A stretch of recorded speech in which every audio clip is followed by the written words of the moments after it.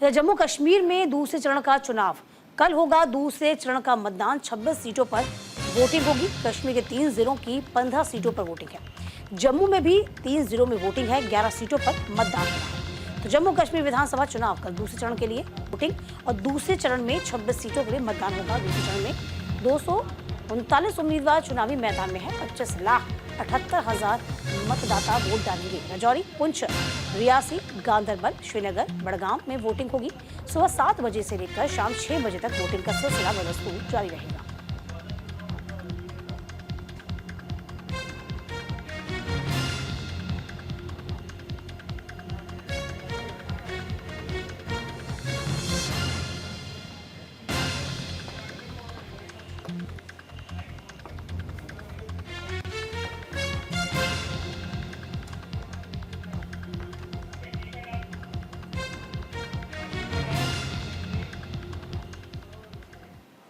तो जम्मू कश्मीर विधानसभा चुनाव है। आपको बता दें, सुबह 7 बजे से लेकर शाम 6 बजे तक वोटिंग की जो प्रोसेस है वो शुरू हो जाएगी और इसी को लेकर तमाम तैयारियां दूसरे चरण के लिए कल वोटिंग शुरू होनी है। तो कल से मतदान होना है। कल मतदान होगा सुबह 7 बजे से लेकर शाम के 6 बजे तक। 26 सीटों के लिए मतदान किया जाएगा। फिलहाल आपको बता दें, दूसरे चरण में 239 उम्मीदवार चुनावी मैदान में अपनी किस्मत को आजमाएंगे। इधर 25,78,000 मतदाता वोट डालेंगे और इसी के साथ तमाम जानकारी के साथ हमारे सहयोगी दीपांकर इस वक्त बने हुए हैं। दीपांकर, कल दूसरे चरण का मतदान होना है, तमाम तैयारियां भी कर ली गई होंगी। फिलहाल क्या कुछ जानकारी आपके पास, दीपांकर?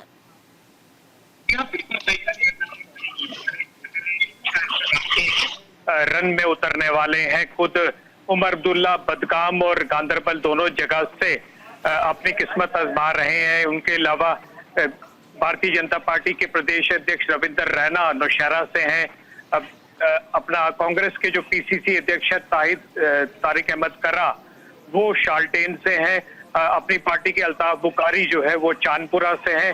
तमाम बड़े बड़े चेहरे यहाँ पर आ रहे हैं। यहाँ तक कि जो कभी अलगाववाद की सपोर्ट किया करते थे सजाद बरकाडी, इस समय जो है वो भी चुनावी मैदान में है। कई जो इंडिपेंडेंट है, हम आपको बताएं 239 में से 140 के करीब इंडिपेंडेंट है, यानी कि 50% से भी ज्यादा इंडिपेंडेंट है। और इन इंडिपेंडेंट्स में इंजीनियर रशीद की पार्टी के कई मेंबर्स हैं जो इस समय काफी ज्यादा जो है वो भीड़ जुटा रहे हैं लोगों के बीच में। और इस सब के बीच तमाम तैयारियों की आपने पूछा तो तैयारियां कर ली गई हैं। हेलीकॉप्टर के जरिए दूर दराज के क्षेत्रों में मतदान पार्टीज को जो है वो राजौरी, पुंछ के इलाके में भेज दिया गया है। इसके अलावा आज सुबह से जो दूर दराज के जहां पे काफी ज्यादा 150-200 किलोमीटर दूर जहां पार्टियों को जाना है, सुबह से ही पोलिंग पार्टीज को डिस्पैच किया जा रहा है। और ये इंश्योर किया जाएगा कि ये जो पोलिंग पार्टीज हैं ये तमाम आज शाम तक अपने अपनी पोलिंग स्टेशन पर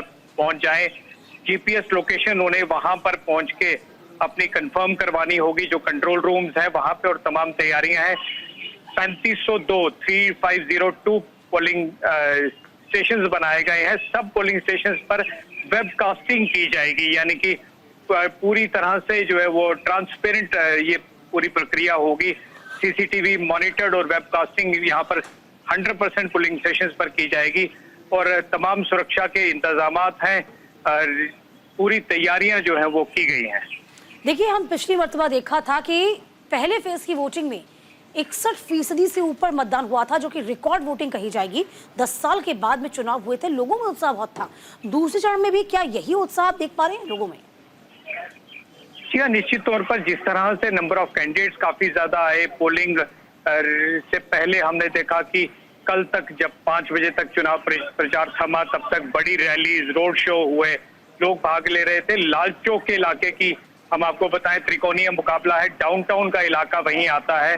ये वो एरियाज हैं, काफी सारे एरियाज जहां कभी वोटिंग न के बराबर हुआ करती थी, और लेकिन अब वक्त बदल गया है। हम कोशिश करेंगे कल सुबह अपने दर्शकों को ये जो लाल चौक का जो इलाका है यहाँ पर पोलिंग स्टेशन से रिपोर्ट करेंगे। लाइव अपने दर्शकों को जरूर दिखाएंगे कि कितना उत्साह लोगों में है। और ये जरूर हम कह सकते हैं कि 61% जो पहली फेज में जिस तरह से पोलिंग हुई, उससे ज्यादा पोलिंग जो है वो सेकंड फेज में जरूर होगी और जमहूरियत जम्मू कश्मीर में जीतने वाली है पार्टी कोई भी जीते या कोई साझा अलायंस बने वो अलग बात है, लेकिन 30-35 सालों के पास जम्मू कश्मीर से लोगों का साफ संदेश की देश की कॉन्स्टिट्यूशनल जो एक ये पूरी प्रक्रिया है, इसके साथ जम्मू कश्मीर के लोग भी बढ़ चढ़कर जुड़ने वाले हैं।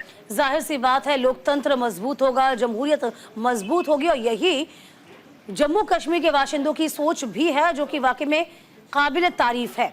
दीपांकर, देखिए, हम लगातार जिक्र यही कर रहे हैं कि तमाम जो पार्टी हैं, चाहे वो नेशनल पार्टी का हम जिक्र करते हैं, चाहे वो कांग्रेस हुआ, बीजेपी हुआ, ये कहीं ना कहीं उनके लिए चुनौती हो सकती है, क्योंकि पहले और दूसरे फेज में सबसे ज्यादा जो निर्दलीय हैं, ठीक है, इंडिपेंडेंस जो लोग हैं, जो उम्मीदवार है, वो मैदान में उतरे हुए हैं। तो इन कैंडिडेट से उतरने का क्या सही मायनों में असर होगा इन तमाम पार्टियों पर?